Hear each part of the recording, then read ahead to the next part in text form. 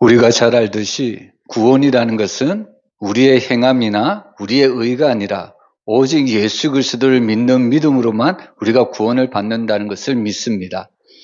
근데 중요한 것은요, 이런 그 신학적인 원리, 신학적인 사상을 우리에게 증거를 해주어야만, 우리에게 전달해 주어야만 우리가 이것을 깨달을 수가 있습니다.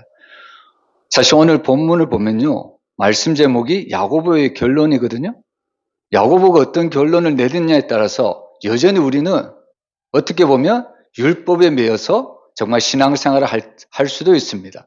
근데 반대로 야고보가 어떤 결론을 내리느냐에 따라서 우리는 신앙생활을 은혜로 할 수 있습니다. 율법으로 신앙생활하는 사람의 특징이 뭐냐면 그 신앙생활이 너무나도 힘듭니다. 오히려 신앙생활이 무거운 짐으로 여겨질 때가 많습니다. 과거에 우리나라도 보면요, 주일에는 가능하면 아무리 먼 거리도 가능하면 걸어서 교회에 나가는 것을 볼 수 있습니다. 요즘같이 더운 날씨 속에 만약에 멀리 있는 집이 교회에 찾아온다고 할 때 얼마나 힘들고 얼마나 어려울까요? 걸어서 오면 너무나도 힘든 거죠. 또 과거에는 주일날에는 가급적이면 상점에 가서 무엇을 사 먹지 못했습니다. 배가 고파도 그냥 참아야 되는 거죠. 근데 거기에 비해서 오늘날은 많이 자유로워졌습니다. 그리고 오늘날에 또 교회 안에도 봐도 여러 가지 악기들이 있죠. 피아노만 있는 것이 아니고 오늘날에는 기타도 사용하고 또 드럼도 사용하고 있습니다. 여러분, 이것들에 대해서 또 조금 불편한 마음을 가진 성도들도 있을지 모르겠는데, 사실 우리가 보면요, 우리 교회 안에서 가장 거룩하게 여기는 악기가 대부분 성도들이 파이프 오르간 이렇게 생각할 때가 많습니다. 근데 사실 과거에 이 파이프 오르간이 어디에서 원래부터 사용이 됐냐면 바로 술집에서 제일 먼저 사용이 되었습니다. 그래서 오늘날 교회에서 뭐 드럼이나 기타나 이것은 세속적인 악기가 아니고요. 그 시편에 나오는 말씀을 보면 북도 치고 소금도 치고 뭐 꽹과리도 치고 다 칩니다. 우리는 어떤 악기가 있든지 그것을 하나님께 영광이 되는 그런 악기로 우리가 돌리면 된다는 이야기입니다. 그래서 사실 오늘 말씀도 보면 구원이라는 것이 율법에 얽매이며 우리의 신앙생활이 너무 힘들 수밖에 없는데, 오늘 야고보의 결론은 바로 율법이 아니라 하나님의 은혜로 우리가 구원받는다는 것을 우리에게 말씀하고 있습니다. 그래서 우리는 신앙생활이 무거운 짐이 아니라 우리는 기쁨과 감사함으로 우리가 살아갈 수가 있는 겁니다. 오늘 본문에 나오는 이 예루살렘 공의회는요, 단순한 회의가 아닙니다. 이 예루살렘 공의회에서 내린 결론에 따라서 우리가 과연 무엇을 믿고 무엇을 따라가야 될지 결정되는 자리입니다. 만약에 예루살렘 종교의회에서 율법을 받아야만 구원을 받는다, 그러면 우리는 계속해서 율법을 지켜야 합니다. 반대로 이 예루살렘 공의회에서 율법이 아니라 오직 예수 그리스도만 믿음으로 구원을 받는다, 우리는 그러면 이 예수 그리스도를 믿음으로만 구원을 받을 수 있습니다. 그래서 이 예루살렘 공의회는 단순한 회의가 아니고요, 오고 오는 세대에 바로 이 회의의 결론에 따라서 바로 많은 사람들이 어떤 신앙관을 가지고 살아갈 것인가 분명히 우리에게 보여주고 있습니다. 그래서 오늘 본문에 나타나는 가장 중요한 인물이 야고보입니다. 그래서 오늘 야고보의 결론대로 여러분, 우리의 구원은 오직 예수님을 믿음으로 구원받는다는 것을 믿으시길 바랍니다. 그래서 오늘 첫 번째로 보면요, 야고보는 균형 잡힌 지도자인 것을 알 수 있습니다. 균형 잡힌 지도자였다는 것은 다른 말로 하면 중심이 잡힌 지도자고요, 그리고 무게가 있는 지도자라는 것을 알 수 있습니다. 야고보의 한마디에 당시의 모든 유대인조차 그 야고보의 말에 바로 순종할 수밖에 없는 겁니다. 우리가 사도행전과 이 갈라디아서를 보면요, 이 야고보가 어떠한 사람인가를 우리에게 밝혀주는데요, 이 야고보는 바로 예루살렘의 교회의 기둥 같은 존재였다고 이 야고보를 밝히고 있습니다. 오늘날 많은 건물들이 있죠? 근데 그 건물을 지탱하기 위해서는 제일 중요한 것이 기둥입니다. 기둥이 약하면 아무리 좋은 건물도 무너질 수밖에 없습니다. 마찬가지로 오늘 이 야고보의 특징을 오늘 사도행전과 갈라디아서를 보면 이 야고보는 보통 사람이 아닙니다. 이 사람은 교회를, 특별히 모든 교회의 모교회가 된 이 예루살렘의 기둥 같은 존재라고 이야기를 하고 있습니다. 그래서 사실 당시에 유대인들도 예수를 믿는 것 위에 율법을 지켜야만, 할례를 받아야만 구원을 받는다, 이들은 재차 이렇게 강조했지만, 그러나 이 야고보의 결론에 따라서 유대인도 이 야고보의 말을 따를 수밖에 없을 정도로 이 야고보는 바로 균형 잡힌 지도자요, 중심 있는 지도자요, 무게가 있는 지도자였습니다. 사실 이 야고보의 한마디에 모든 사람이 따를 수밖에 없는 거죠. 저는 이 야고보의 모습을 보면서 우리들도 정말 그리스도인의 삶다운 그런 삶을 살아갔으면 너무나도 좋겠습니다. 여러분, 가끔씩 우리 한국에 많은 교회가 있잖아요. 근데 제가 기대하고 소망하는 것은 뭐냐면 불신자들의 입에서도 너희들이 교회에 가려거든 예수 성황교회로 가라. 저는 이 말을 꼭 듣고 싶습니다. 자기는 교회에 안 논다고 할지라도 당신들이 만약에 교회를 가거든 예수 성황교회로 가세요. 무슨 말일까요? 예수 성황교회를 보니까 진짜 하나님의 교회답다는 겁니다. 하나님의 교회답게 예수 성황교회가 신앙생활을 하더라는 겁니다. 안 믿는 불신자들도 바로 그렇게 눈에 띄는 겁니다. 지난주에 복음 전도를 할 때 교회를 다니다가 실족해서 교회를 안 다니신 분들이 있더라고요. 그분이 하신 얘기가 한국 교회가 많이 있지만 한국 교회가 늘 주님의 뜻대로 자기가 행동한다고 이야기를 하지만 자기가 볼 때는 하나님의 뜻대로 교회가 세워지는 것이 아니라 자기 마음대로, 자기 뜻대로, 자기 욕심대로 교회를 이끌어가는 것 같이 보여서 교회 시험 들어서 나왔다고 그런 이야기를 하더라고요. 저는 그 말을 듣고 참 마음이 아팠거든요. 교회는 어떤 곳이 되어야 되냐면 오직 주님의 뜻대로. 이 말은 교회의 주인은 성도가 아니죠, 목사가 아니죠, 장로님이 아닙니다. 오직 교회의 주인은 예수님인 것을 믿으시길 바랍니다. 그래서 교회는요, 오직 주님의 뜻대로 움직여져야 됩니다. 그래서 사실 안 믿는 자들도요, 정말 어떤 교회가 참된 교회인지, 어떤 교회가 욕심이 가득한 교회인지 안 믿는 그 불신자들도 단번에 알아차린다는 겁니다. 그래서 저는 소망하기는 불신자들의 입에서도 정말 당신들이 교회에 가려거든 예수 성황교회로 가보세요. 그 교회는 정말 하나님의 뜻대로 교회가 세워지고 있습니다. 우리가 이런 고백을 듣기를 주의 이름으로 축복합니다. 그래서 오늘 이 예루살렘 교회는요, 보통 교회가 아닙니다. 그리고 이 예루살렘 교회에 기둥 같은 존재가 있는데 이 야고보라는 것을 알 수 있습니다. 우리가 아는 이 야고보는요, 성경에 보면 크게 두 개의 인물로 나오죠. 예수님의 제자 야고보가 있고요, 그리고 예수님의 형제 동생인 야고보가 있습니다. 오늘 본문에 나오는 야고보는 예수님의 제자 야고보가 아니라 바로 예수님의 형제, 바로 야고보서를 기록한 바로 그 형제 야고보인 것을 볼 수 있습니다. 근데 우리가 잘 알듯이 예수님의 형제 야고보는 처음부터 예수님의 공생애 동안 예수님의 사역을 믿은 사람이 아닙니다. 우리는 이 사실을 보면서 정말 제일 인정받기 싫은 힘든 동네가 어디냐면 가정이라는 것을 알 수 있습니다. 나 자신을 누구보다 잘 아는 가족에게 내가 그리스도인으로 변화되었다, 이것을 증거하기가 제일 힘든 것을 우리가 알 수가 있는 겁니다. 나를 잘 모르는 사람에게 우리는 예수를 증거하기는 쉽습니다. 근데 사실 나를 가장 잘 아는 사람에게 내가 예수를 믿고 예수를 증거한다. 근데 가족은 내가 어떤 존재인가를 다 알잖아요. 지금까지 나와 함께 살아왔잖아요. 그래서 사실 제일 인정받기 힘든 부류가 가족인 것 같습니다. 오늘 예수님의 활동을 보면 분명히 우리가 알 수가 있는 거죠. 예수님께서 그렇게 많은 활동을 하시고 기적을 베푸시고 하나님의 말씀을 전해주었는데도 불구하고 예수님의 형제 그 야고보는 예수님의 공생의 기간 동안은 이 예수님을 바로 구주로 믿지 못했다는 겁니다. 근데 놀랍게도 이 야고보가 변화가 되죠. 결국에 이 예수님이 비록 자기의 형님이겠지만 이 예수님이 하나님의 아들이시고 예수님의 구주임을 받아들이기 시작합니다. 그래서 사실 이 야고보는요, 누구보다 유대인들 입장을 잘 알고 있는 사람입니다. 그래서 유대인들 말을 잘 들어주고요. 그리고 또한 이 야고보는 유대인 입장에서뿐만 아니라 바로 이방인들 입장에서도 바로 바울과 바나바가 그 전한 복음을 그 야고보가 듣고 항상 열린 마음으로 이방인들의 그 말을 들었던 사람이 야고보입니다. 그래서 사실 야고보는요, 어느 한편으로 치우치지 않고 오직 하나님의 말씀으로 잘 분간하는 균형 있는, 중심 있는, 바로 무게가 있는 바로 지도자였습니다.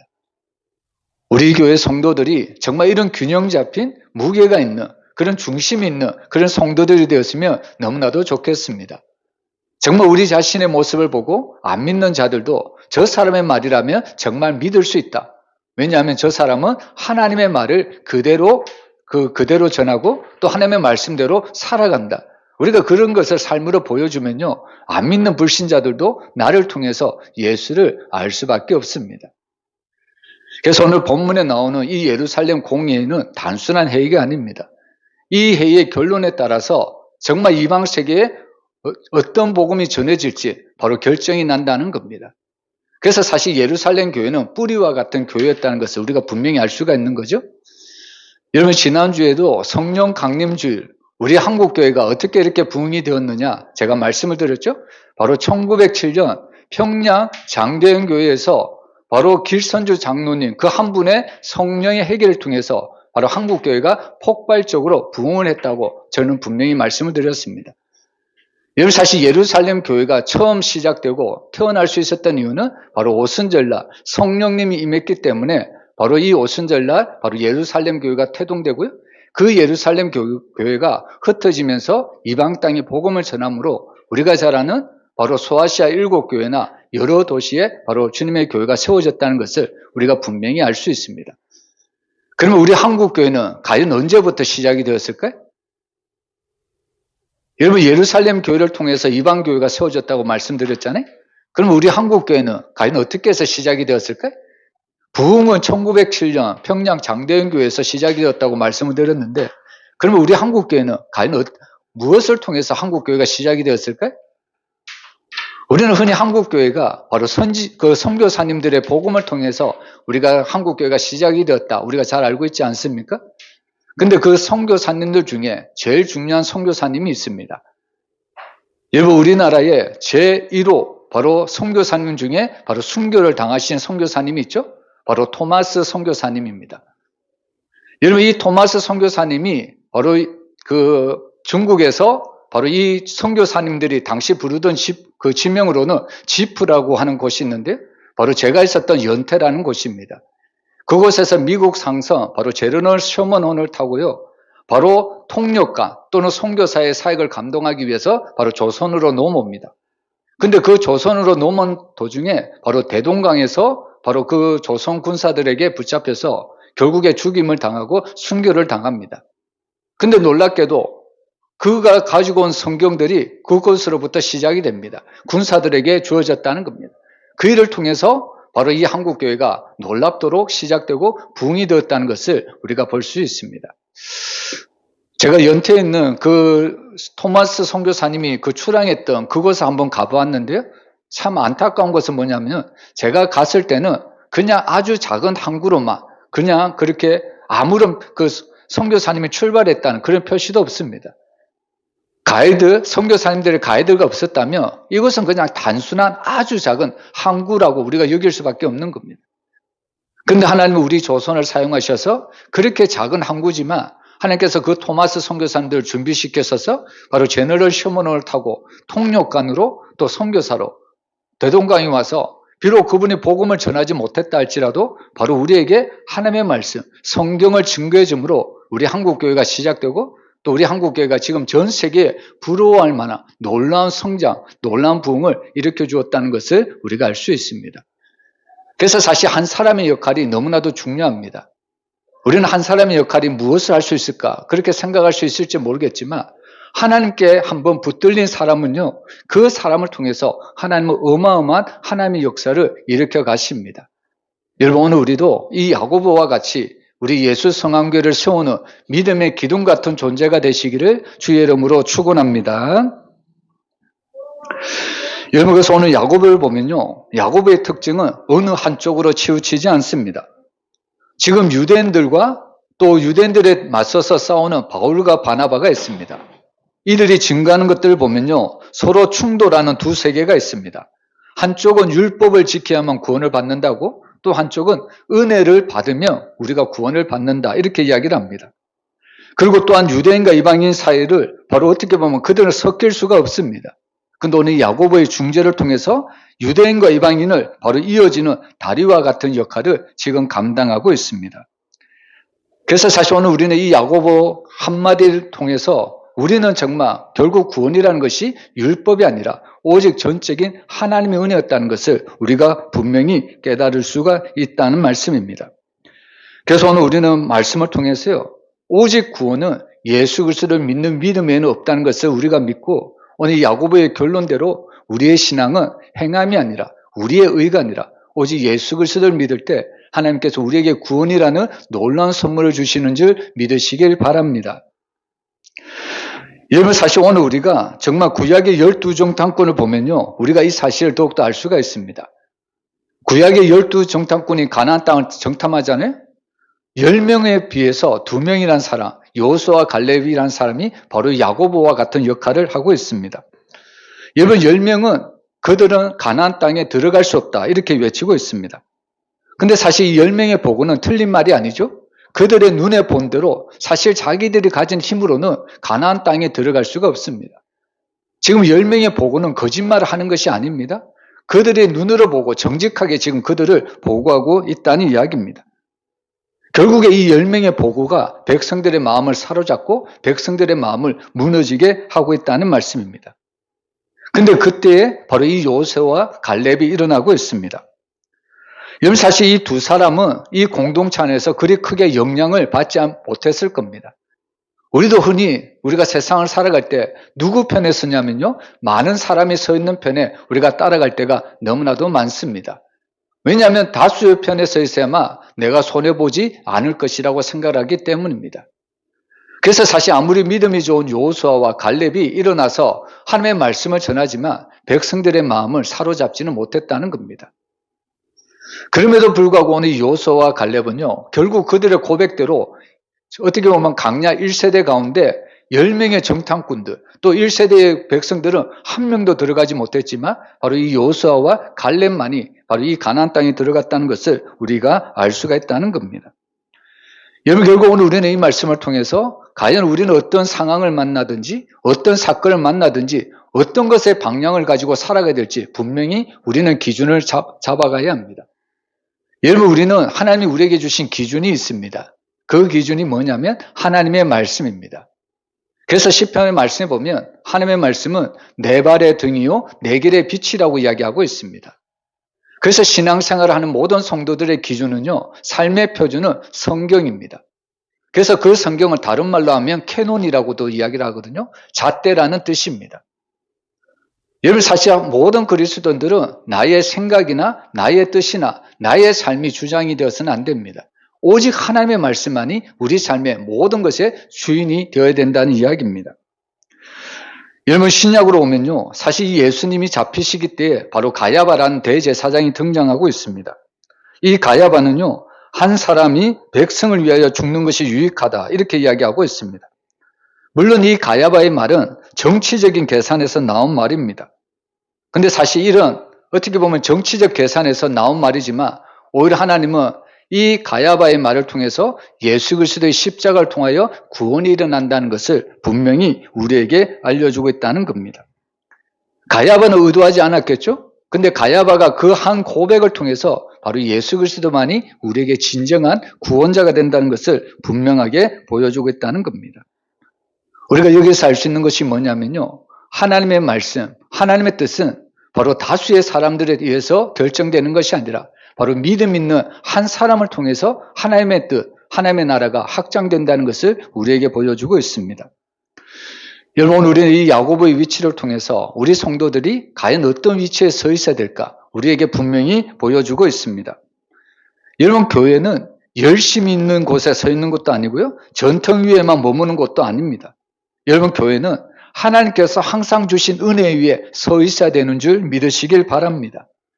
그리고 하나님이 주신 은혜 가운데 우리가 세상 속에서 어떻게 살아내야 될지 날마다 몸부림치며 살아가야 되는 것이 교회이고 성도들의 삶입니다. 여러분, 결국에 우리가 정말 하나님의 뜻 가운데 이렇게 정말 열심을 다하여 뜻을 다하여 우리가 교회를 세우고 우리가 이런 삶을 살아간다면 믿지 않는 불신자들도 우리의 삶을 통해서 결국 주님께로 돌아올 수밖에 없을 겁니다. 여러분, 우리 교회를 통해서 또 우리 성도들을 통해서 날마다 하나님의 영광이 드러나기를 주의 이름으로 축복합니다. 그리고 두 번째로 오늘 하나님은 말씀을 새롭게 해석하게 하신 분이라는 것을 알려주고 있습니다. 오늘 바울과 바나바의 증언이 끝나자 이제 예루살렘 교회의 중심 인물이었던 예수님의 형제 야고보가 입을 열고 있습니다. 사실 이 야고보는요, 유대인과 또 바울과 바나바의 그 논쟁을 종결지을 수 있는 그 위치에 서 있는 사람이 바로 야고보입니다. 야고보가 하는 말 한마디를 통해서 바로 교회가 중요한 방향, 중요한 결론을 내릴 수가 있는 겁니다. 근데 오늘 여기 보면 야고보의 결론을 보면요, 야고보의 생각이나 자기의 뜻을 이야기하지 않습니다. 또 야고보는 어떤 율법이나 어떤 새로운 규칙도 만들어내고 있지 않습니다. 여러분, 오늘 야고보가 하는 일은요, 딱 하나인데요, 바로 말씀을 다시 읽었다는 겁니다. 우리 사도행전 15장 15절 우리 한번 같이 읽어보겠습니다. 선지자들의 말씀이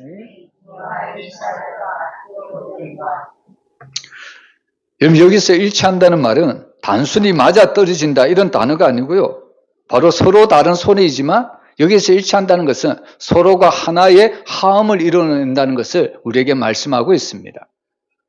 우리가 보통 오케스트라를 보면요, 그들이 연주하기 전에 각기 자기 악기를 연주하고 자기 악기의 음을 맞추는 것을 볼 수 있습니다. 여러분, 서로의 자기가 가진 악기를 음을 맞출 때 여러분 그 소리가 아름답습니까? 너무나도 시끄럽죠? 자기 소리만 맞추려고 막 삑삑 소리 내지 않습니까? 근데 그렇게 불협화음을 일으켰던 그런 많은 다양한 악기들이 어느 순간 어떻게 보면 하나의 조화로운 음으로 나오기 시작합니다. 누가 세워지면 그럴까요? 바로 지휘자가 등장하면 그렇게 시끄럽던 악기들이 이제는 지휘자를 보고 바로 하나의 아름다운 소리로 바로 발휘하게 된다는 이야기입니다. 그래서 오늘 하나님께서 선지자들의 말씀이 이와 일치하도다. 이 말씀은 어떤 의미냐면요, 하나님의 과거의 말씀이 있죠. 또 현재의 말씀이 있습니다. 또한 우리에게 주신 미래의 말씀이 있습니다. 그런데 오늘 과거와 현재와 미래의 말씀이 서로 충돌하는 것이 아니라, 서로 부딪히는 것이 아니라 서로가 하나가 되어 아름답게 그 하나님의 말씀이 우리 가운데 전달되고 있다는 것을 바로 야고보는 일치한다고 이야기를 하고 있다는 겁니다. 그래서 사실 하나님의 말씀은요, 고정된 문장이 아닙니다. 하나님의 말씀은 죽은 문장이 아닙니다.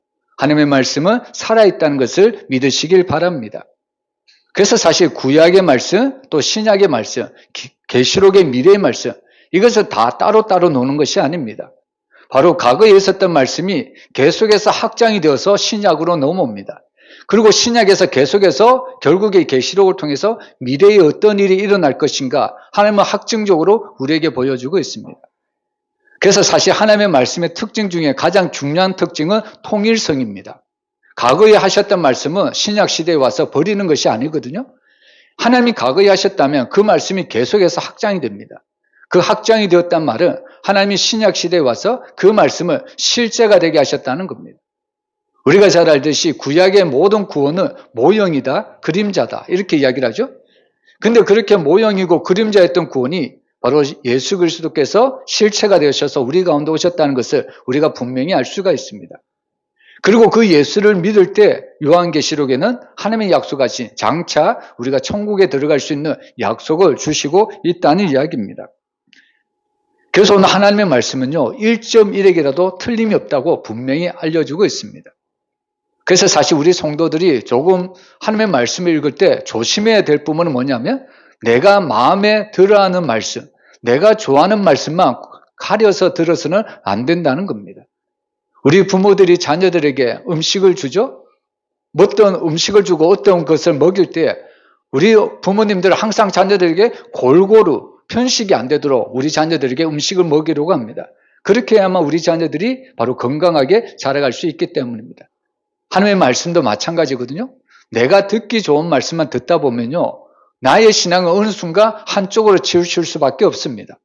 그렇게 되다 보면 내가 주장하는 것만 옳다고 여길 수밖에 없는 겁니다. 그래서 사실 신앙이라는 것도, 하나님의 말씀이라는 것도요, 우리가 다양하게 읽어야 됩니다. 때로는 나에게 은혜를 주시는 말씀도 읽어야 되지만, 때로는 나를 불편하게 하시는 말씀, 때로는 나를 책망하게 하시는 말씀, 때로는 나를 거절케 하시는 그런 말씀까지도 우리가 읽어야 합니다. 그 정도까지 읽고 소화가 되어야만 우리는 믿음이 강한 성도, 성숙한 신앙으로 우리가 자라갈 수가 있다는 이야기입니다. 여러분 사실 오늘 하나님의 말씀을 보면요. 정말 어떤 말씀하시냐면 정말 야고보는 지금 아모스서 9장을 인용하고 있습니다. 바로 16절에 보면 무너진 다윗의 장막을 다시 세우겠다. 오늘 야고보는 아모스의 말씀을 인용하고 있는 거죠. 근데 사실 이 아모스의 말씀은요. 이스라엘의 회복에 대한 약속으로 원래 주어진 말씀입니다. 근데 오늘 이 본문에 넘어와서 오늘 이 야고보가 이 아모스 9장의 말씀을 어떻게 이해를 하냐면 사도행전 15장 17절 우리 한번 같이 읽어보겠습니다. 이는 그 남은 사람들과 내 이름으로 일컬음을 받는 모든 이방인들로 주를 찾게 하려 함이라 하셨으니 우리가 구약 성경에만 보면 아모스서가 이스라엘에 대한 회복으로 우리가 이해를 했는데 오늘 야고보가 말씀하신 그 내용을 보니까 바로 이방인들도 주를 찾게 하려 합니다. 바로 이방인들도 구원을 주어졌다는 것을 이미 선포케 하신다는 겁니다. 여러분 전혀 해석이 다르죠? 우리는 가끔 이단들의 해석에 대해서 경계를 많이 합니다. 그럼 오늘 야고보는 마치 이단처럼 구약에는 분명히 이런 뜻으로 이야기를 했는데 자기 뜻대로 자기 자의적으로 이렇게 해석을 신약에 와서 이렇게 했을까요? 여러분 그것이 아닙니다. 여러분 오늘 이 야고보서는요 하나님이 주신 말씀을 계속해서 확장해서 주고 있는 말씀입니다. 여러분 구약은 이스라엘이 자신의 죄로 인해서 결국에 패망을 당합니다. 그런데 하나님은 사랑의 하나님이시잖아요. 자기가 택한 민족 정말 자기의 죄를 깨닫기 위해서 때로는 징계를 내릴 때도 있습니다. 그러나 그 징계가 70년이 끝나면요 하나님은 그 이스라엘을 회복케 하여 주신다고 말씀합니다. 그리고 그 회복의 결과로 그들은 이스라엘 본토로 다시 돌아옵니다. 그러면 과연 우리가 한번 생각해 보면 물론 그 당시에는 이스라엘의 회복에 대해서 집중적으로 이야기를 했지만 여러분 하나님은 이스라엘만 회복이 되기를 원하실까요? 그것이 아니라는 겁니다. 여러분 이미 구약에도요 이스라엘뿐만 아니라 이방인들도 하나님이 구원하기로 이미 작정하셨다는 것을 우리에게 분명히 보여주고 있습니다. 하나님은 우상을 섬기는 가문에서 태어난 아브라함을 부르시죠? 그러면서 아브라함에게 뭐라고 이야기하냐면 너는 복의 통로가 될지라. 무슨 의미일까요?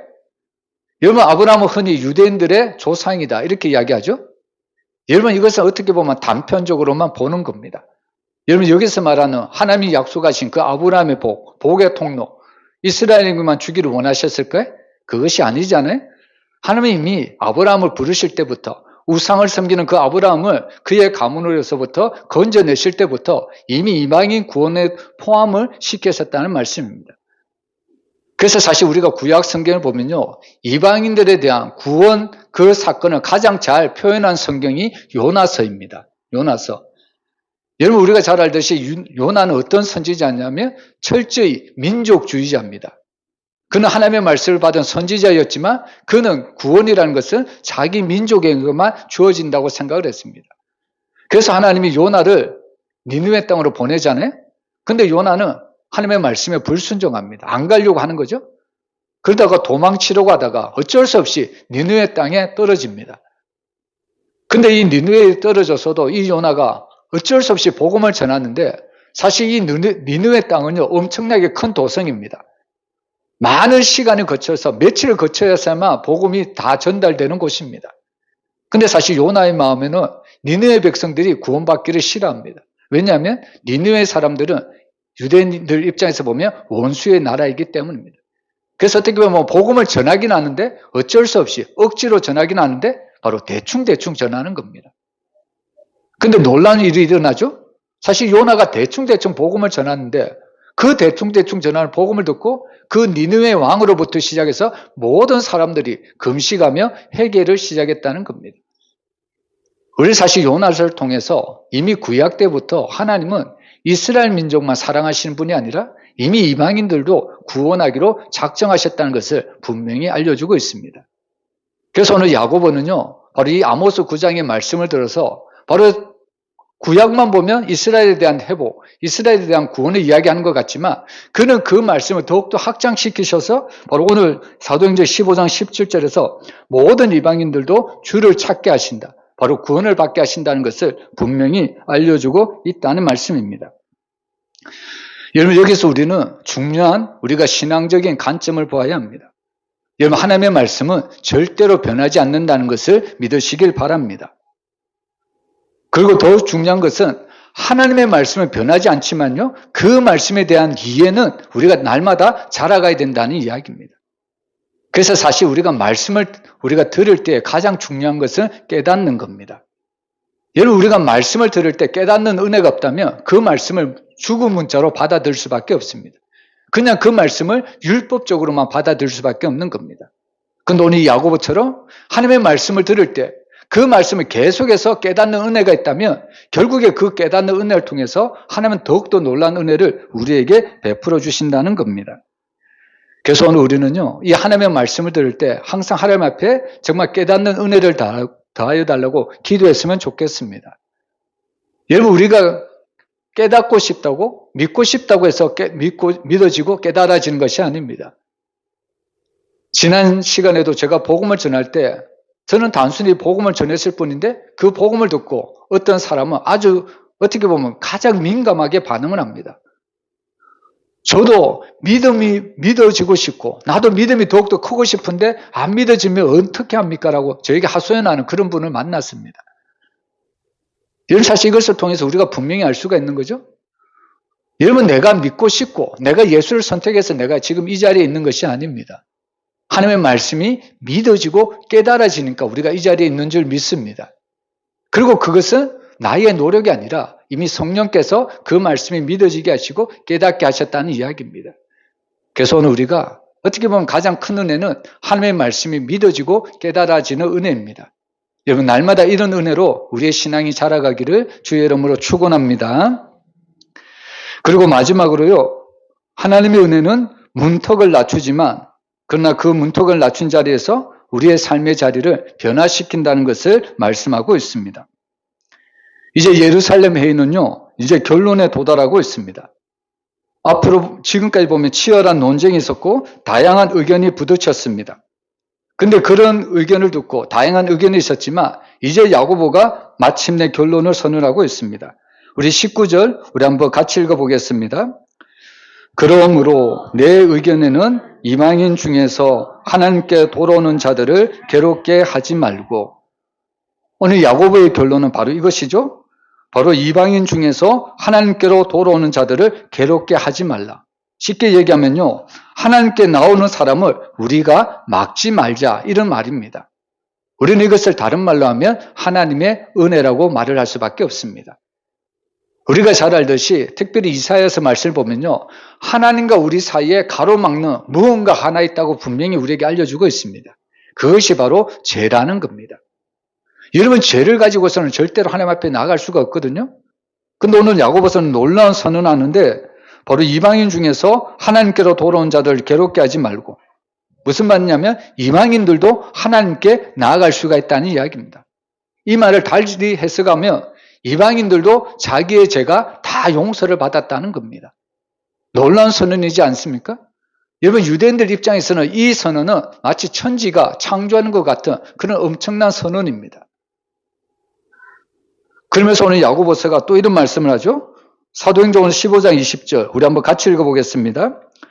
다만 우상의 더러운 것과 음행과 목매어 죽인 것과 피를 멀리하라고 편지하는 것이 옳으니.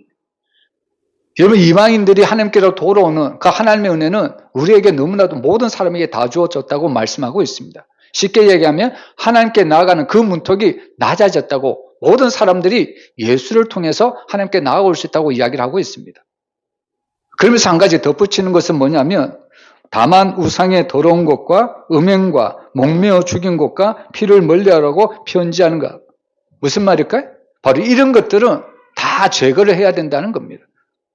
여러분, 어떻게 보면 이것들도 우리가 또 율법으로 우리가 생각할 수가 있죠? 유대인들이 그렇게 강조했던 율법으로 우리가 오늘 야고보가 말한 것들을 생각할 수가 있습니다. 근데 오늘 야고보가 말한 것은 그런 관점이 아닙니다. 그런 결론이 아니거든요. 여러분, 이방인들도 유대인들도 하나님께 나오려거든 세상에 있는 모든 가치관들을 다 내려놓고 오직 주님만 바라보고 나오라는 사인입니다. 여러분, 우리가 그 사도행전을 통해서 또 우리가 그 소편지서를 통해서 소선지서를 통해서 무엇을 알 수 있냐면요, 사도들과 또 주님의 제자들이 이방인 땅에서 복음을 전합니다. 그리고 그 복음을 듣고 예수를 믿기로 작정한 자들이 많습니다. 근데 놀라운 것은 예수를 믿기로 작정했다면 자기가 지금까지 믿고 있었던 그 모든 우상들을 다 버리는 것이 마땅하잖아요. 근데 그 이방인들은 예수도 믿고 지금까지 자기가 믿고 있었던 그 우상들도 함께 가지고 예수님께 나왔다는 사실입니다. 이것을 오늘 바로 야고보가 이야기를 하는 겁니다. 여러분, 사실 우리는 이 땅을 살아가지만 여러분, 우리에게는 두 개의 세계가 있습니다. 하나는 바로 하나님에 대한 바로 그런 세계관이 있고요. 또 하나는 세상에 대한 세계관이 있습니다. 우리가 정말 하나님을 믿는다고 정말 우리가 예수를 믿기로 결단했다면 이제는 우리는 세상에 속한 세계관을 다 끊어버려야 합니다. 만약에 그 세계관을 끊지 못한다면 나도 모르는 사이에 그 세상의 세계관에 발목이 잡혀서 나도 모르는 사이에 하나님으로부터 가까이지는 것이 아니라 점점 하나님으로부터 멀어지게 된다는 겁니다. 그 중요한 이유가 바로 솔로몬이라는 사실입니다. 우리가 잘 아는 이 솔로몬은 하나님께 지혜를 받은 사람입니다. 이스라엘을 가장 강대하고 부유하게 만든 왕입니다. 근데 그의 노년에 어떤 일을 벌입니까? 물론 정치적인 계략으로 다른 이방 땅의 그 여인들을 자기 아내로 데리고 옵니다. 근데 성경은 분명히 이야기하죠. 그 솔로몬은 그 여인들만 데리고 왔을 뿐인데 여러분, 그 여인들만 왔을까요? 아니잖아요. 그 여인이 그 나라에서 섬기고 있던 우상들을 같이 가지고 왔다는 겁니다. 결국 그 우상들을 섬기던 그 여인들의 마음이 결국에 솔로몬의 마음을 움직이기 시작합니다. 여러분, 하나님의 성전 누가 제일 먼저 지었을까요? 솔로몬이 지었잖아요.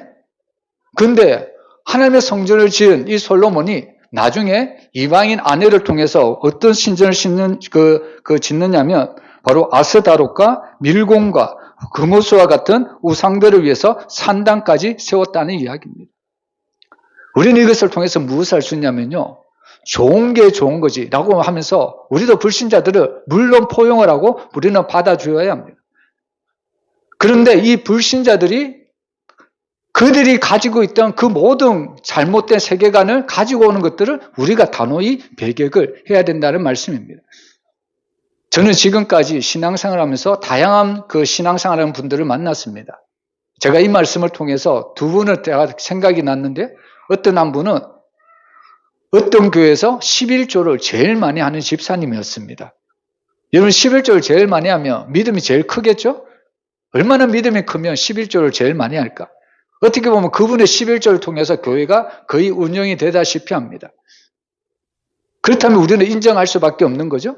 정말 저렇게 11조를 많이 했다면 저 사람은 믿음이 아주 클 거야. 그런데 그 사람은요, 거의 매일 식당에 가서 음주를 즐깁니다. 겉으로 보면 헌금을 거의 많이 하고 교회를 운영하는 것 같이 보이지만 그의 삶은 여전히 변화되지 못했습니다. 그리고 또 어떤 분은요, 하나님을 믿기 전에 정말 술고래와 같이 늘 술을 좋아하는 사람이었습니다. 근데 희한하게 어느 순간에 술 냄새만 맡아도 구토 증상이 나오는 겁니다. 그때부터 그분은 예수님을 믿기 시작합니다. 그리고 그분은 장로님까지 되셨습니다. 그리고 그 장로님은 나 같은 죄인을 구원해 주신 그 은혜가 너무나도 감사해서요, 매년 추석 때만 되면 햇살을 딱 이제 준비해가지고 각 가정마다, 성도들 각 가정마다 배달을 해주는 겁니다. 특별히 우리가 코로나 시대 때 기업이 너무나도 힘들었잖아요. 그분도 회사가 너무 힘들었습니다. 그럼에도 코로나 때 햇살을 다 준비해가지고 성도님들 가정에 한 가정씩 이렇게 배달을 해주는 그런 장로님을 제가 지켜보았습니다. 이러면 사실 우리가 하나님의 은혜로 구원을 받았다고 늘 이야기를 합니다. 근데 그 하나님의 은혜로 구원을 받았다는 거, 우리가 어떤 증거로 우리가 나타내 보일 수 있을까요? 바로 그의 삶에 변화가 되어 있는가? 그의 삶을 보면요, 정말 그가 하나님의 은혜로 구원을 받았는가? 아니면 여전히 말만 내가 하나님의 은혜로 구원을 받았다고 이야기하고 그의 삶은 전혀 변화되지 않는다는 것을 우리에게 보여주고 있다는 겁니다. 그래서 오늘 야고보서는요, 우리는 사실 하나님의 은혜로 하나님께 나아갈 수 있는 그 문턱이 진짜 낮춰줬다는 것을 우리가 잊어서는 안 됩니다. 그리고 더 중요한 것은 내가 정말 하나님의 은혜로 구원을 받았다면 이제 우리의 삶은 완전히 변화가 되어 가야 합니다. 여러분 사실 아브라함도요. 그 우상을 섬기던 그 가정에서 하나님이 아브라함을 부르시잖아요. 그러면 우리는 단번에 아브라함이 정말 실수도 아니하고 완전한 믿음으로 설 것 같지만 우리가 보는 아브라함은 그렇지 않잖아요. 그는 늘 실수하고 넘어집니다. 심지어는 자기 아내를 자기의 생명이 위험할까 봐 자기 아내를 자기 누이라고 하면서 남의 그 왕으로 남의 왕의 아내로 그렇게 어떻게 보면 팔아버린다. 이 표현도 좀 그렇지만 어쨌든 그렇게 넘기지 않습니까? 그래서 사실 우리 아내 되신 분은 우리 남편을 너무 믿지 않았으면 좋겠습니다. 왜냐하면 남편은 남의 편이기 때문입니다. 근데 놀랍게도 아브라함은 하나님이 부르셨을 때 때로는 실수하고 넘어지기도 합니다. 근데 그렇게 계속해서 성화되는 과정, 믿음을 통해서 그가 결국 어디까지 나갈까요? 100세에 낳은 아들, 그 이삭까지도 하나님이 바치라고 했을 때 조금 더 의심 없이 그 이삭을 바쳤던 그 자리까지 나아갔던 것을 볼 수 있습니다. 여러분 사실 우리의 믿음도 그렇습니다. 하나님이 나를 부르셨다고 나에게 은혜 주셨다고 우리가 단번에 모든 것이 변화되는 것이 아닙니다. 그러나 중요한 것은 조금씩 변화되다 보면요. 나도 모르는 사이에 하나님이 쓰시는 하나님이 사용하실 밖에 없는 그런 믿음의 사람으로 세워줄 수 있다는 이야기입니다. 저는 오늘 말씀을 통해서 정말 우리 야고보와 같이 우리 성도들도 이런 믿음 있는 성도, 성숙한 성도로 세워졌으면 너무나도 좋겠습니다. 오늘날 많은 성도들이 특별히 대형교회를 많이 다니죠? 근데 사실 하나님은 대형교회도 하나님이 계시고요. 이렇게 작은 교회도 하나님이 계십니다. 중요한 것은 내가 있는 자리에서 하나님께 영광을 돌리고 있는가? 하나님이 나에게 맡기신 사명을 감당하고 있는가? 내가 정말 변화된 삶으로 성숙한 신앙으로 살아가고 있는가? 오늘 하나님은 내가 큰 교회에 있든 작은 교회에 있든 그것에 상관없이 나의 삶을 통해서 하나님께 영광이 되고 있는가? 이것을 지켜보고 있습니다. 오늘 우리 교회와 우리 사랑하는 모든 성도들이 날마다 하나님께 영광이 되는 그런 변화된 삶을 살아가시기를 주의 이름으로 축원합니다.